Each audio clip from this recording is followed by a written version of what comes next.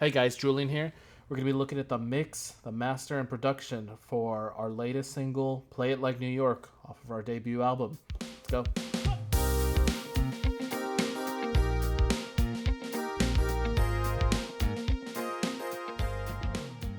Play It Like New York was one of the last few tracks written for the album. I would say it's probably the second to last song that we had made that was like fresh and new. It's fairly recent. It's a 2024 song.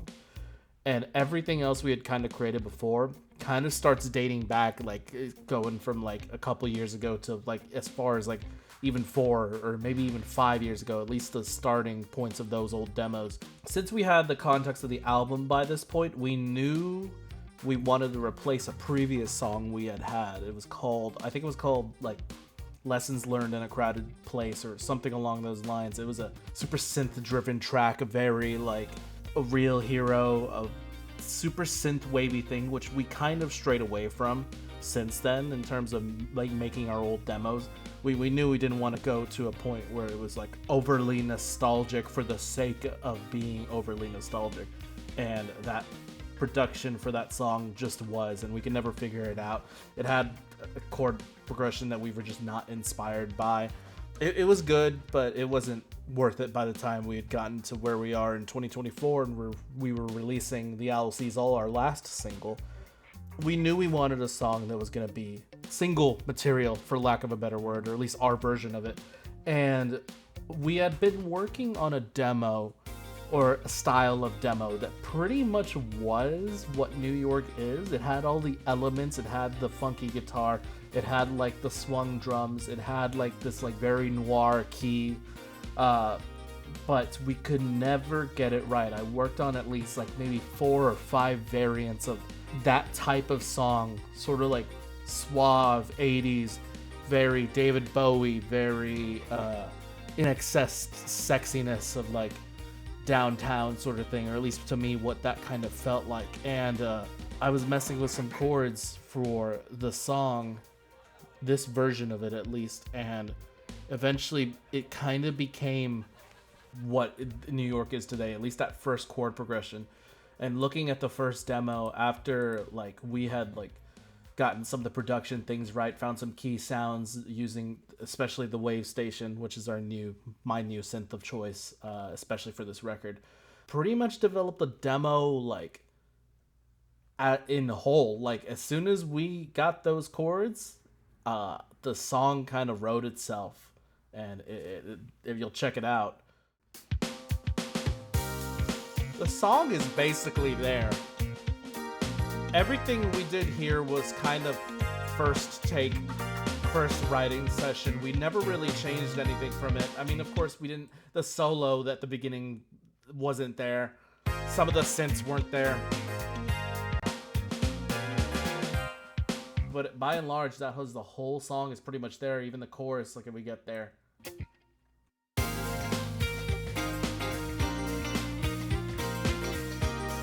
Still is groovy. We knew we had something when I was like dancing around like this. Bridge is the same.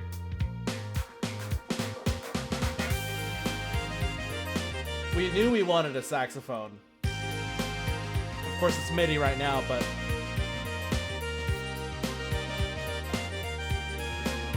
for us it was a matter of getting something that was like more, I don't know, like I said, that suave feeling, which, you know, a lot of 80s music tends to have. So even though we were dipping into the nostalgia simply based on the fact that, oh, it sounds 80s, oh, it sounds like city pop, oh, it has a saxophone, it was more that it was just like, this is the one song that we have it on.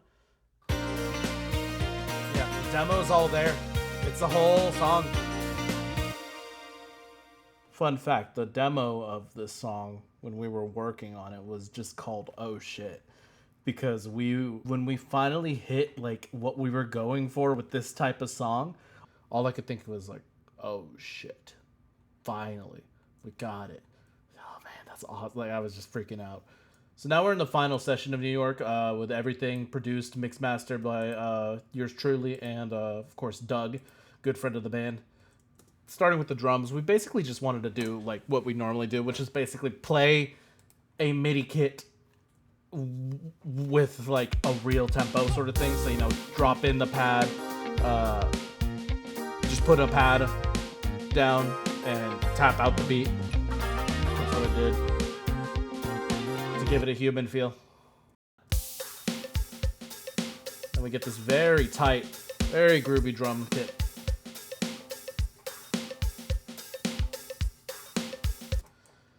Bass guitar, same thing. You know, we wanted to, if we're talking truly Peter Gabriel times, we wanted Tony Levin, but we didn't have a Stingray.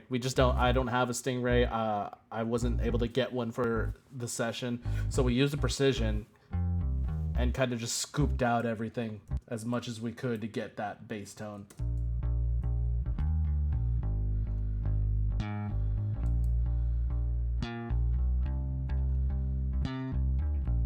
And then, you know, do the slaps as best as I can, you know. I'm a guitar player first, a producer second, a drummer third, and then a bass player like fifth, fourth, something like that. So just play it as best as I can. Guitar. Chorus is very much just my Nile Rodgers thing that I like to do. Up a little more swankiness. And then we had this lead. In fact, this lead guitar was pretty much, besides the synth sounds, the only thing we did not re-record. It was the only thing that came from the demo, my old variation of this, which I'm pretty sure I just did into my interface. You know, it's that thing where they're always like, re-record it, it's gonna sound better. And we tried doing it, and it just did not have the same feel as when I was able to do it the first time, I guess, for whatever reason. And because it's so good, we just looped it. It was fine. It's gonna be a melody line. There wasn't any sort of thing that we needed to redo multiple times over to get a more dynamic play. No, we wanted that guitar melody pretty much in sync with the vocals in this case. Like, distance, I know what you need. And that was specifically a battle that we had a hard time getting. We had the worst time trying to get the melody right, specifically to fit with where the guitar was, which is, it sucks because we wanted to keep that line. We knew we didn't want it to leave. We knew we wanted to keep it, but every single time we tried to do something more vocally that would sit on top of it, it would just clash. But eventually we kind of pushed Matt to really go a little bit out of his normal comfort zone range.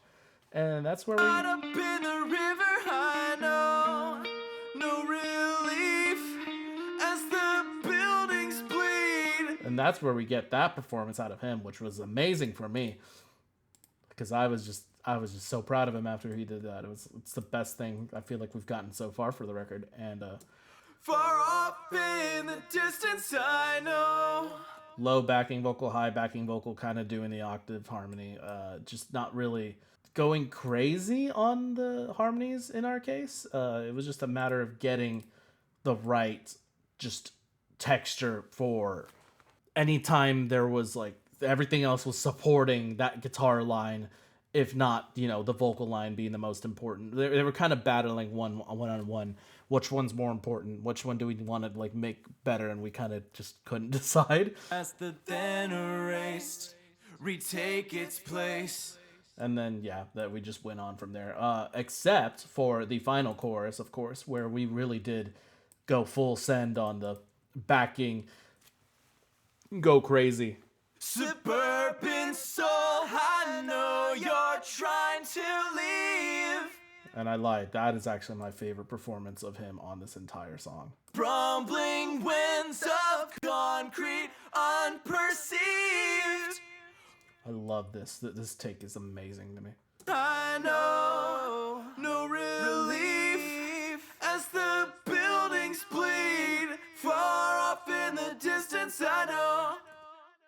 Since they're pretty normal for Spies stuff, it's more the chords that we were very interested in for the specific song. Then our little, I don't know what I'd call, just for lack of a better word, I call it a casino synth.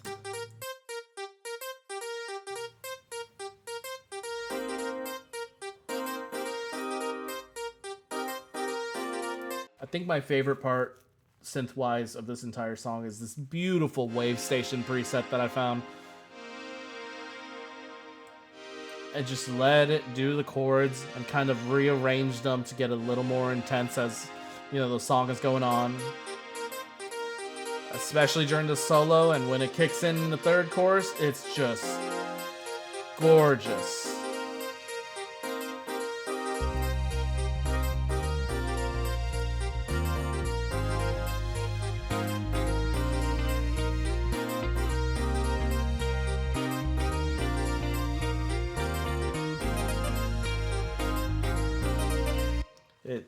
It's a pretty thing. I think it's like something like I would get the feeling from when I'd listen to Feel Good Inc. by Gorillaz at the very end, where it's just the guitar, like right before the final chorus, it's that guitar and then these beautiful pads, and I just wanted something that made me feel like that. On top of that, let's not forget to thank David Wise for being a guy that I look up to. For the bridge, right before the solo, we got what I call the party sound effects. It is basically just 2 recordings of my friends hanging out here, and I put a mic in front of them and said, go. So we're all sitting there just talking, kind of having that bridge like simmering right before getting to the meat of the solo, which was done by Anthony Barcio of Juvenoia, band that I really enjoy from Houston.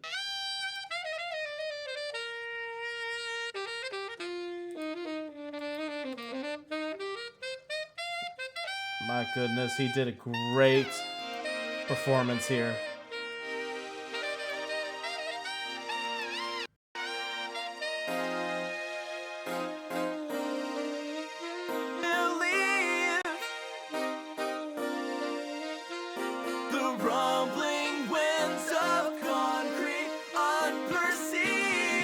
The very end, you know, match the guitar with the sax line, and it's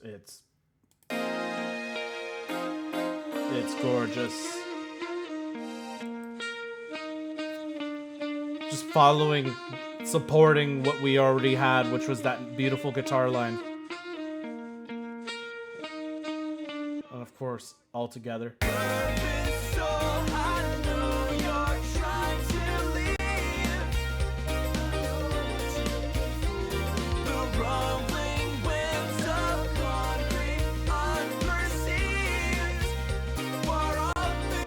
And pretty much that's the song. This was one of my favorite songs we've ever done. Out of everything we've done like so far as Spies, I would say this is definitely a huge achievement for me to just be able to get a song that sounds like this and just be as catchy as it is for me. I know I love it, so I'm hoping that you love it. But yeah, that's pretty much Play It Like New York. Go ahead and go and stream it wherever you find music, you know, Apple, Spotify, blah, blah, blah, all the funny stuff. Subscribe if you did like this, because like I feel like I want to do pretty much a breakdown of every song on the record, and hopefully that will all be coming pretty soon. And I'm not even joking this time. If you know us, we like to make promises about the record that we don't keep, but that's gonna have to do for now. Y'all have a good one. See you next time.